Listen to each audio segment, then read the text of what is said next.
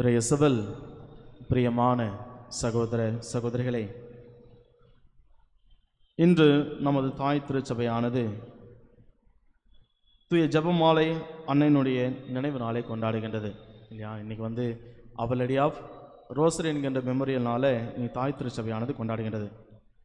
Rosary அப்படின்னு சொன்னாலே எல்லாருக்கும் ஞாபகம் வருது, அம்மா நமக்கு சொன்னது ஒரு வார்த்தை, எல்லாருமே ஜெபமாலை சொல்லணும், எல்லாரும் ஜெபமாலை சொல்லணும் அப்படின்னு சொல்லிட்டு தான் இன்னைக்கு அந்த அன்னையினுடைய மகிமை நமக்கு சொல்லப்படுகின்றது. அது மட்டும் இல்லாமல் ஜெபமாலையினுடைய மகிமை பற்றி நமக்கு தெளிவுபடுத்துகின்றது. இன்னைக்கு நான் உங்ககிட்ட கேட்டேன்னா, எத்தனை பேர் நீங்கள் தூங்குறதுக்கு முன்னாடி ஜெபமாலை பண்ணுவீங்க? இல்லை, நான் ஜெபமாலை பண்ணிட்டு தான் தூங்குவேன் அப்படின்றவங்க எத்தனை பேர் சொல்லு பார்ப்போம். எத்தனை பேர் தான் நீங்கள் ஜெபமாலை பண்ணிட்டு தான் தூங்குவேன், இல்லைனா ஜெபமாலை பண்ணலாம் எனக்கு தூக்கமே வராது அப்படின்னு சொல்லுவேன்? பரவாயில்ல, கொஞ்சம் பேர் இருக்கிறாங்க, அதுவே மிகப்பெரிய ஒரு விஷயம் இல்லையா?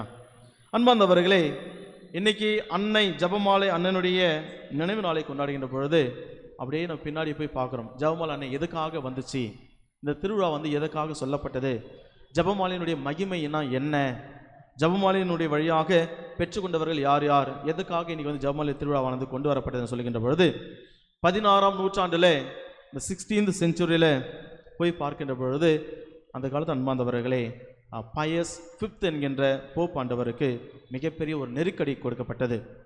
அவருக்கு மட்டுமல்லாமல் கிறிஸ்தவர்களுக்கு மிகப்பெரிய ஒரு நெருக்கடியானது கொடுக்கப்பட்டது. கிறிஸ்தவர்கள் எல்லாருமே டேஞ்சர் ஜோனில் இருந்தாங்க, எப்பொழுதுனாலும் அவருடைய உயிரானது பறிக்கப்பட போகின்றது என்கின்ற இந்த சூழ்நிலையில் இருந்தார்கள். அப்போது பயஸ் 5th அவருக்கு என்ன பண்ணுன்னு தெரியல. ஆனால் சுற்று வட்டாரத்தில் இருக்கிற இந்த ஸ்பெயின் மற்றும் மற்ற நாடுகள் எல்லாருமே எல்லா கிறிஸ்தவர்களையும் கூட்டிக் கொண்டு வருகிறார். கூட்டிக் கொண்டு அதாவது அந்த ஓட்டோமான் என்கின்ற அந்த டர்க்கியில் இருக்கின்ற அவர்கள் எதிராக போர் புரிவதற்காக, வார் செல்வதற்காக எல்லாரையும் ஒன்று கூட்டி திரட்டுகிறார்கள். இந்த நேரத்தில் பாருங்க, அதாவது ஜெபமாலை ஜெபிக்கின்ற சில குழுக்கள், சில சகோதர சகோதரிகள் அந்த நேரத்தில் ஜெபிக்கிறார்கள். போப் அதாவது பயஸ் 5th அவர்களும் அவரோடு இணைந்து கிறிஸ்தவர்களும் போருக்கு போய்விட்டார்கள், சண்டையை எதிர்கொள்ள போகின்றார்கள். இந்த நேரத்தில் இங்கே சில சகோதர சகோதரிகள் அமர்ந்து கொண்டு இவர்கள் வெற்றி பெற வேண்டும், இவங்க வின் பண்ணணும் அப்படின்னு சொல்லிட்டு ஒரு சகோதர சகோதரி குழுமமாக ஜெபம் பண்ண ஆரம்பித்தாங்க. என்ன சொன்னாங்க? ரோசரி சொல்ல ஆரம்பித்தாங்க. இந்த பீச்சை ரொட்டேட் பண்ணி அவங்க மாதிரி ஜெபிக்க ஆரம்பிச்சிட்டாங்க. அப்படி ஜெபிக்கின்ற பொழுது அன்பார்ந்தவர்களே, அந்த பேட்டலானது கம்ப்ளீட்டாக கிறிஸ்டியானிட்டிக்கு சாதகமாக அமைஞ்சது. அப்போ தான் பாருங்க, போப் பயஸ் 5th சொல்கிறாரு, இந்த வெற்றி நமக்கு கிடைத்த நாமே கொண்டு வரப்பட்ட வெற்றி அல்ல, மாறாக அன்னை மரியாள் இந்த ஜெபமாலையின் வழியாக நமக்கு கொடுக்கப்பட்டது என்பதை தெளிவாக சொல்லி அந்த மாதாவுக்கு ஒரு பேர் வைக்கிறார். அதாவது அவர் லேடி ஆஃப் விக்டரி அப்படின்னு சொல்லிட்டு, விண்ணின் மாதான்னு சொல்லுவாங்க இல்லையா, எது சொல்லுவாங்க, அவர் லேடி ஆஃப் விக்டரி என்று வெற்றியின் மாதா அப்படின்னு சொல்லுவாங்க. ஆகவே இந்த போப் பயஸ் 5th இந்த மாதிரி பேர் கொடுக்குறாரு. அதன் பிறகு அவர் போயிட்ட பிறகு 8ஆம் கிரகோரி வந்தார். இந்த பேர் எதுக்காக வந்துச்சு சொல்லி யோசித்து பார்த்த பிறகு, ஓகே, இதனால தான் கிறிஸ்தவர்கள் கஷ்டப்பட்டு இருந்தாங்க, போப்பும் எல்லாம் சேர்ந்து வாருக்கு போகின்ற பொழுது அன்னை மரியாள் ஹெல்ப் பண்ணாங்க அப்படின்றதுக்காக விக்டரி தூக்கி போட்டுட்டு அவர் லேடி ஆஃப் ரோசரி என்று சொல்லப்படுது. ஏன் அப்படின்னா, அக்டோபர் 7ஆம் தேதி இந்த நாளில் தான் இந்த சகோதர சகோதரிகள் ஜெபமாலை ஜெபித்தார்கள். இவர்கள் எல்லாருமே இந்த கஷ்டத்திலிருந்து, துன்பத்திலிருந்து வெளிவரப்பட வேண்டும் என்பதற்காக, இந்த பேட்டிலிருந்து எல்லாருமே வெற்றி கொள்வதற்காக இந்த சகோதர சகோதரிகள் ஜெபமாலையை சொன்னதன் விளைவாக 8ஆம் கிரகோரி அவர்கள் அன்னை மரியாளுக்கு இந்த அவர் லேடி ஆஃப் ஜெபமாலையின் அன்னை என்கிற பட்டத்தை சூட்டி ஒவ்வொரு ஆண்டும் இதே நாளிலே நம் அனைவரும் அன்னை மரியாளுடைய அந்த ஜெபமாலை அன்னையுடைய பெருவிழாவை கொண்டாடும் விதமாக நம்ம எல்லாருமே ஜெபமாலை சொல்லணும். அதான் சொல்ல பார்த்தீங்கன்னா, இந்த மாதம் ஃபுல்லாக ஜெபமாலை மாதம் சொல்லுவோம் இல்லையா? இத்தனை வருஷமாக ஜெபமாலை சொன்னாதெல்லாம் அட்லீஸ்ட் இந்த ஒரு மாதமாக ஜெபமாலை சொன்னால் போதும், அட்லீஸ்ட் அந்த மாதிரியாவது யாராவது முடிவெடுத்து தான் நல்லதாக இருக்கும். அதனால் அன்பார்ந்தவர்களே, இந்த ஜெபமாலை இந்த மாதிரி தான் வந்துச்சு இந்த உலகத்திற்கு. அதன் பிறகு இந்த ஜெபமாலை சொல்லுகின்ற போது நமக்கு என்ன கிடைக்கும் இல்லையா? ஒவ்வொரு முறையும் அருளந்த மரியே வாழ்க, ஆண்டவர் உடனே பெண்களுக்குள் பேறு பெற்றவள் நீரே அப்படின்னு சொல்லிட்டு அருளந்த மரியே அந்த வார்த்தை சொல்லுகின்ற போது, ஹேல் மேரி ஃபுல்லாக சொல்லுகின்ற பொழுது நம்ம என்ன பண்ணுறோம்?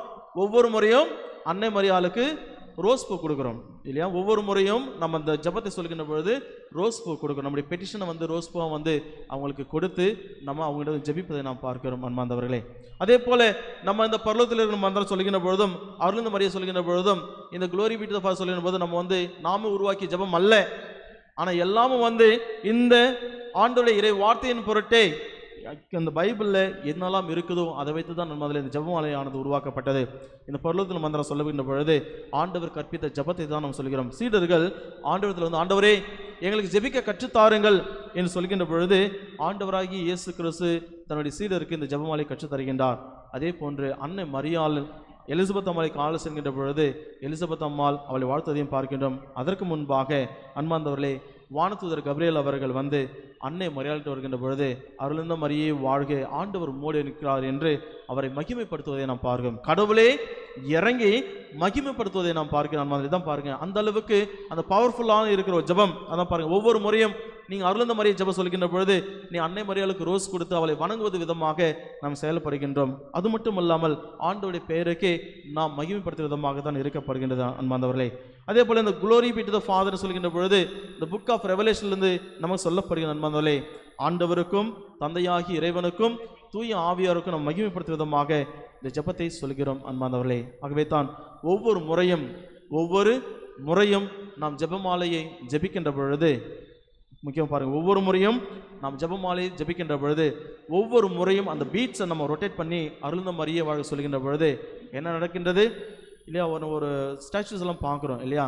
அன்னை மரியாள் பாம்பு தலைமையில கால் வச்சு மிதிக்கிற மாதிரி இருக்கும் இல்லையா? அன்னை மரியாள் பாம்பு தலையில் கால் வச்சு மிதிக்கிற மாதிரி இருக்கும். அதான் அன்பார்ந்தவர்களே, ஒவ்வொரு முறையும் நம்ம அந்த ஜெபமாலை சொல்கின்ற பொழுது அன்னை மரியாள் பாம்பினுடைய தலையை மிதிக்கின்றாள்.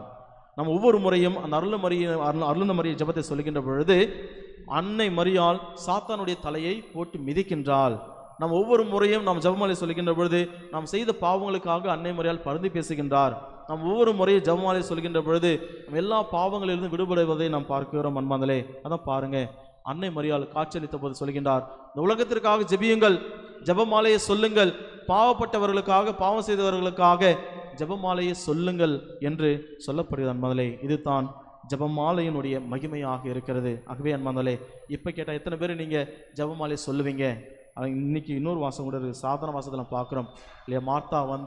மார்த்தா மற்றும் மரியாவுடைய வாசகத்தை இன்றைக்கி இந்த சாதாரண வாசத்தை நம்ம கேட்டு இருக்க வேண்டும். மாறாக இன்று இந்த நினைவு நாளை முன்னிட்டு திருஜெபமாலை அன்னுடைய வாசகத்தை நம்ம கேட்டோம் அன்பார்ந்தவர்களே. அந்த நற்செய்தியிலே நம்ம வாசை கேட்கின்றோம். மார்த்தா அங்கும் இங்குமாக ஓடி அலைந்து வேலை செய்கின்றாள். மரியா கடவுளுடைய பக்கத்தில் உட்கார்ந்துட்டு ஆண்டவராக இயேசு கிறிஸ்து என்ன சொல்ல போகிறார் அவர் சொல்வதை கேட்பதற்காக அமர்ந்திருப்பதை நாம் பார்க்கிறோம் அன்பார்ந்தவர்களே. அதான் பாருங்க, நீங்கள் ஒவ்வொரு முறையும் ஜெபமாலை சொல்கின்ற பொழுது ஆண்டவர் சொல்றார், மார்த்தா கேட்கும்போது, ஆண்டவரே உங்களுக்கு என்னை பற்றி கவலை இல்லையா? என்னுடைய சகோதரியை தனிமையாக விட்டுவிட்டாலே, நான் தனிமையிலே கஷ்டப்படுகின்றேனே என்று சொல்கின்ற பொழுது ஆண்டவர் சொல்கிறார் பாருங்க அன்பார்ந்தவர்களே, அவளுக்கென கொடுக்கப்பட்ட இடத்தை அவர் தேர்ந்து கொண்டாள் இல்லையா? அவளுக்கு என்ன இந்த செப்பரேட் போர்ஷனை வந்து இந்த இம்பார்ட்டன்ட் போர்ஷனை அவள் தேர்ந்து கொண்டாள். அவகிட்ட இருந்து அந்த இம்பார்ட்டன்ட் போர்ஷன் வந்து எடுக்கவே முடியாது என்று ஆண்டவர் சொல்வதை நாம் பார்க்கிறோம் அன்பார்ந்தவர்களே.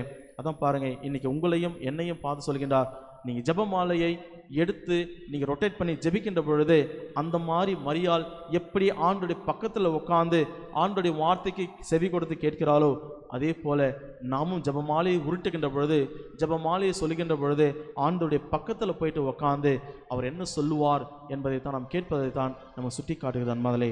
அதைத்தான் அன்னை மரியாளும் இந்த பெருவிழா வழியாக நம் அனைவரையும் அழைக்கின்றார்.